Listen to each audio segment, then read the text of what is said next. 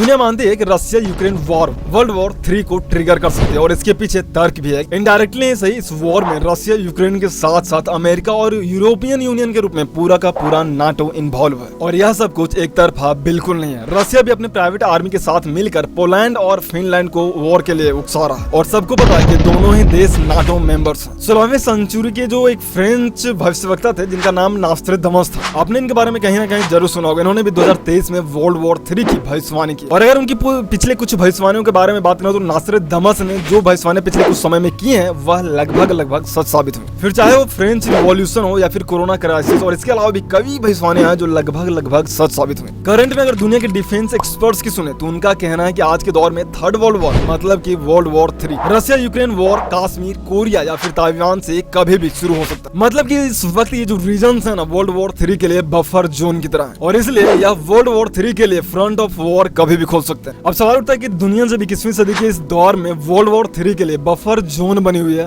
तब भारत मतलब कि हम इसके लिए कितना रेडी हैं। करंट जियोपॉलिटिक्स की अगर बात करें तो यह तेजी से पूरी दुनिया के लिए बदल रहा है। अगर सुपर पावर अमेरिका की बात करें तो अमेरिका के लिए रूस चीन और उत्तर कोरिया नाक में दम किए हुए। उत्तर कोरिया में जहां किम जोंग उन का शासनकाल है आए दिन अमेरिका को इंटरकॉन्टिनेंटल बैलिस्टिक मिसाइल से परमाणु हमले की धमकी मिलता रहता है। वहीं चीन अमेरिका से सुपर पावर की कुर्सी छीन लेना चाहता है और वह इसके लिए कुछ भी करने के लिए और किसी भी हद तक जाने के लिए पूरी तरह से तैयार। और एशिया में चीन अमेरिका के लिए कट्टर प्रतिद्वंदी बना हुआ है। दूसरी तरफ यूक्रेन से युद्ध में रूस ने पूरी दुनिया को अमेरिका और नाटो की बेबसी साफ दिखाई और पूरी दुनिया के सामने इन देशों की पोल खोलकर रख दी। हर बात पर टांग अड़ाने वाला यूरोपियन यूनियन एनर्जी क्राइसिस से जूझता दिखाई पड़ा और वहां के लोग एनर्जी क्राइसिस की वजह से ठंड में मरने को मजबूर थे।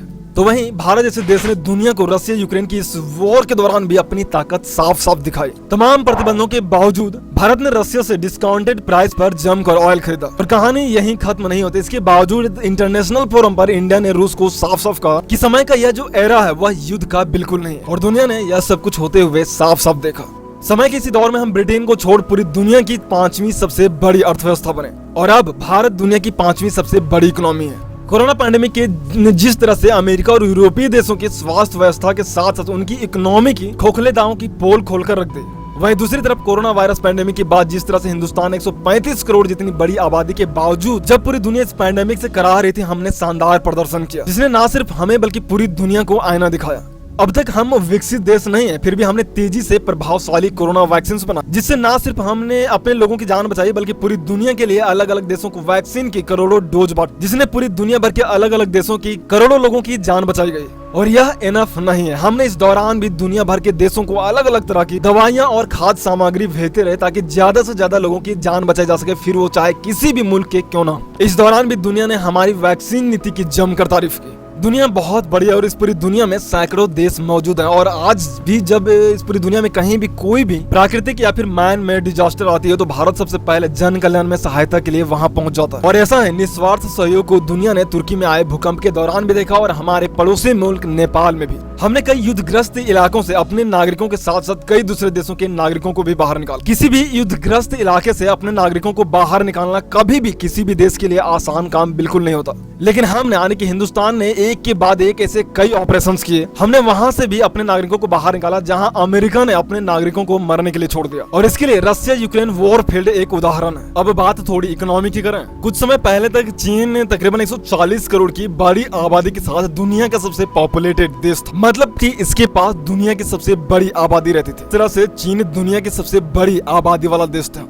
लेकिन यह खिताब भी उसके पास जून 2023 तक ही रहा। और अब जून 2023 के बाद हम मतलब कि भारत दुनिया की सबसे बड़ी आबादी वाला देश है। और इससे भी इंटरेस्टिंग बात पता है क्या है कि हम दुनिया की सबसे बड़ी युवा आबादी वाला देश है। और इसका मतलब पता है क्या है? इसका मतलब है कि भारत दुनिया की सबसे बड़ी यूथ पॉपुलेशन को कैरी करता है और दुनिया की सबसे बड़ी युवा आबादी हमारे पास है, मतलब कि भारत में। एक समय था जब चीन सस्ती लेबर पावर के दम पर दुनिया भर की कंपनियों को अट्रैक्ट करता था और चीन में हर तरह की ग्लोबल कंपनियों के तमाम फैक्ट्रीज मौजूद थे। लेकिन फिर क्या हुआ? जिस तरह से चीन पर कोरोना वायरस को लैब में बनाने का आरोप लगा और जिस तरह से लोगों ने इस वायरस के प्रभाव को दुनिया भर में एक भयावह ग्लोबल पैंडेमिक के रूप में अनुभव किया, पूरी दुनिया में हर तरफ मौत का तांडव पूरी दुनिया ने देखा और इसे करीब से महसूस भी किया। पूरी दुनिया का इंटरेस्ट जो है चीन से हटता चला गया। तानाशाह रवैये के कारण दुनिया भर के लोगों और दुनिया भर की कंपनियों का भरोसा चीन पर नाम मात्र रह गया। और इसी दौर में हमने यानी कि भारत में मोदी गवर्नमेंट आने के बाद बिजनेस के क्षेत्र में कई बड़े और अहम बदलाव हुए। भारत में बिजनेस को आसान बनाया गया। प्रधानमंत्री मोदी ने खुद दुनिया के सामने कहा कि आप भारत में आए और यहाँ इन्वेस्ट करें,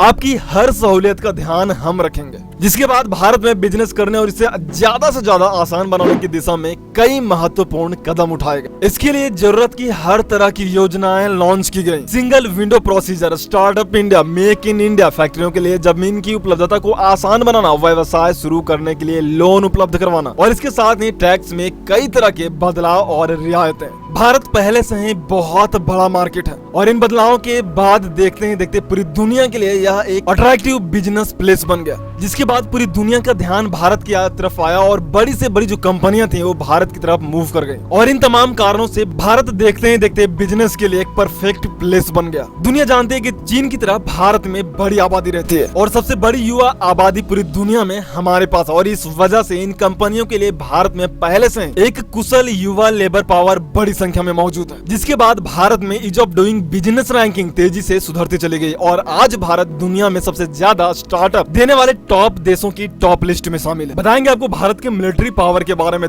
हम आपको जो डेटा के बारे में बताएंगे ना, आप जानकर हैरान रह जाएंगे। मोदी गवर्नमेंट आने के बाद इस क्षेत्र में कई बड़े बदलाव हुए जो आपको सच में हैरान करेंगे। इसके साथ ही हम आपको बताएंगे ना कि हम अपने दुश्मन मुल्क चाइना से इस फ्रंट पर हमारी जो कंपैरिजन है वो क्या मिलिट्री के तौर पर चाइना से मजबूत है या फिर हमें और ज्यादा तैयारी करने की जरूरत है। इस डेटा को दिखाते हुए हम आपको ये भी बताएंगे ना कि हम भले ही हमारी मिलिट्री कुछ हद तक चाइना से पीछे हो, लेकिन इसके बावजूद युद्ध की स्थिति में हम चाइना पर जीत प्राप्त कर सकते हैं। कम से कम आंकड़े और एक्सपर्ट्स तो यही कहते हैं। हम बताएंगे आपको बहुत कुछ, लेकिन इस वीडियो के पार्ट 2 में, और इसके लिए आप इस वीडियो को अभी लाइक कर चैनल को सब्सक्राइब कर ले और हो सके तो बेल आइकन को जरूर प्रेस कर ताकि आने वाली वीडियोज की नोटिफिकेशन आप तक जल्द से जल्द पहुंचे। अब तक ये वीडियो आपको अच्छी लगी हो तो कमेंट में कम से कम जय हिंद जरूर लिखें। फिलहाल के लिए इतना ही, जय हिंद।